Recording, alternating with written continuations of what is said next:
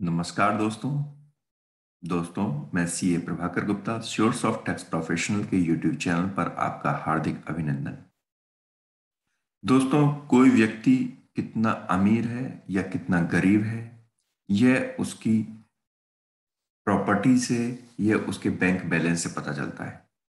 किसी भी व्यक्ति को देख करके कि भाई उसके पास कितना पैसा है, हम उसकी प्रॉपर्टी को देखते हैं, उसके बैंक बैलेंस को देखते हैं, उसकी गाड़ी को देखते हैं।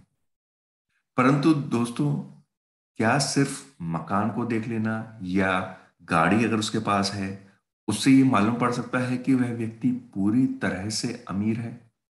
क्योंकि हो सकता है कि उसने कुछ लोन्स भी ले रखे हों। हो सकता है कि उसने महाजन से ब्याज पे पैसा ले रखा है। हो सकता है उसने हाउसिंग लोन ले रखा है। दोस्तों, अकाउंटिंग टर्म्स में एक वर्ड होता है नेटवर्थ।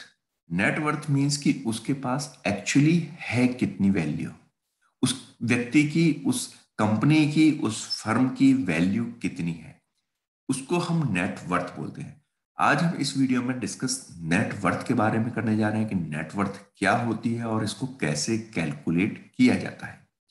दोस्तों, आपने इस स्लाइड्स को देख लिया होगा तो आप सोच रहे होंगे ठीक है, मैं इसको आसानी से मैं तो समझ गया, मैं आगे बढ़ जाऊं। तो आपको मैं चाहूंगा कि आप पूरे वीडियो को देखिए, क्योंकि जब तक आप एक एक पॉइंट को नहीं समझेंगे, उसके अंदर क्या लिखा हुआ है, उसका क्या इंटेंट है, आपके लिए परेशानी हो सकती है। दोस्तों, सबसे पहले हम बात करते हैं नेटवर्थ की। Net worth is the value of everything you own. Net worth क्या है? नेटवर्थ वो है जो आप ओन करते हैं, उसकी वैल्यू। जो भी चीज आप ओन करते हैं, चाहे आप मकान रखते हैं, आप गाड़ी रखते हैं, आप टू व्हीलर रखते हैं, आपका बैंक में पैसा है, आपने इंश्योरेंस रख रखे हैं, कुछ भी आप रखते हैं, meanings your financial and non financial assets. Financial assets and non financial दोनों तरह की असेट्स इसके अंदर कवर होती हैं। बट उसमें माइनस होता है योर टोटल आउटस्टैंडिंग लाइबिलिटीज, यानी कि अगर आपकी कोई लाइबिलिटीज है वो उसमें से माइनस होंगी। फॉर एग्जाम्पल कि आपने एक मकान खरीदा है, आज सर 10 करोड़ रुपए का आपने मकान खरीदा। आप कहेंगे कि सब मेरी तो वैल्यू 10 करोड़ रुपए की हो गई। हाँ, सामने वाला आपका पड़ोसी सोच सकता है कि आप 10 करोड़ के मालिक हैं। अब सपोज आपने उस मकान को खरीदने के लिए आपने 9 करोड़ रुपए का लोन ले रखा है, हाउसिंग लोन है आपके पास।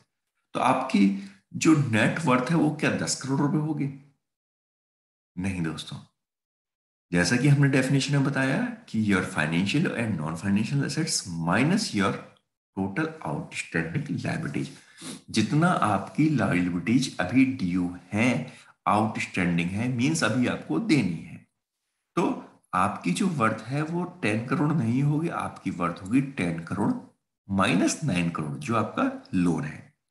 तो अगर हम इसकी फॉर्मूले को देखें तो फॉर्मूला क्या कहता है? Your net worth is equal to assets minus liability. और असेट्स में क्या क्या होता है? असेट्स मींस आपकी फिक्स्ड असेट्स, मशीनरीज, व्हीकल्स, आपके बैंक अकाउंट बैलेंस, कैश, और आपने कोई भी इन्वेस्टमेंट्स कर रखी है। इन्वेस्टमेंट चाहे वो एफडी में है, चाहे वो म्यूचुअल फंड्स में है, चाहे वो शेयर्स में है, या आपने वो इंश्योरेंस ले रखा है। इस तरह से कुछ भी आपने जो अपना पैसा इन्वेस्ट कर रखा है, पहले हम उन सबका टोटल करते हैं। कि सपोज मेरे पास 10 करोड़ रुपए का मकान है, 50 लाख रुपए की मेरे पास कार है, मेरे पास बैंक में मेरे 20 लाख रुपए रखे हुए हैं, कैश मेरे पास है, मेरे पास में सपोज 1 करोड़ रुपए के शेयर्स हैं। तो उन सभी का हम टोटल करेंगे, माइनस करेंगे उसमें से all your personal loans. Not only the personal loans, हमें कहेंगे ऑल योर लोन्स।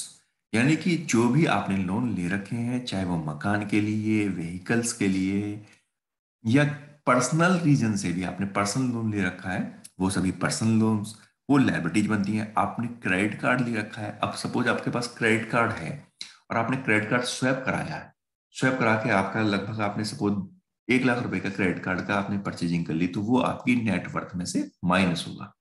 हाँ, क्रेडिट कार्ड से आपने कुछ नहीं खरीदा तो क्रेडिट कार्ड रखना अपने आप में कुछ नहीं है, लेकिन क्रेडिट कार्ड से यदि आपने स्वैपिंग करी है तो वो लायबिलिटी मानी जाएगी, क्योंकि आपको पे करना है। एजुकेशन लोन हो गया, या और कोई भी आपने लोन ले रखा है, चाहे वो बैंक से लिया है या किसी पर्सनल व्यक्ति से लिया है, सभी तरह के लोन्स उसमें से माइनस होते हैं, यानी वो लायबिलिटी का पार्ट होते हैं और असेट्स में से माइनस किए जाते हैं, यानी घटाए जाते हैं। तो इसका मतलब यह है कि जब आपको किसी भी व्यक्ति की वैल्यू देखनी है कि उसके पास अल्टीमेटली उसकी वर्थ क्या है, क्या वो कैपेबल है या नहीं है, वो इस बात से निर्भर करेगा कि उसकी असेट्स माइनस लायबिलिटीज क्या है। दोस्तों सेम चीज कंपनी में आता है। अब आप अगर कई बार देखें कि ये कंपनी तो कई हजार करोड़ की है, अभी लेटेस्ट में बात करते हैं एयर इंडिया की, बात कर लेते हैं। अब एयर इंडिया इतनी बड़ी कंपनी है, लेकिन अल्टीमेटली उसकी जो नेटवर्थ थी वो माइनस में थी। मींस उसके पास जो असेट्स थी, जो उसके पास में प्लेन्स थे, जो उसके पास में राइट्स थे, उन सब की जो वैल्यू थी, उसके अलावा उसके जो लायबिलिटीज थी वो बहुत ज्यादा थी। तो असेट्स तो उसके पास थी, दिखने में क्या लगता है, अरे यार देखिए कंपनी का मालिक है, इतनी बड़ी कंपनी, इसके पास तो 50 प्लेन्स है, लेकिन उसको लोन भी तो उससे ज्यादा चुकाने थे। तो नेटवर्थ अल्टीमेटली उसकी क्या हुई, नेगेटिव हो गई थी, जिस कारण से उसको खरीदने को भी आसानी से तैयार नहीं था, इसी कारण से गवर्नमेंट भी उसको बेचना चाह रही थी। दोस्तों मैं समझता हूं कि आपको नेटवर्थ के बारे में अब काफी अच्छी जानकारी मिल गई होगी। यदि फिर भी आपके दिमाग में कोई क्वेश्चन है तो आप हमें कमेंट करना बिल्कुल मत भूलिएगा। और हाँ, वैसे भी आपको ये वीडियो कैसी लगी ये भी हमें जरूर बताइएगा।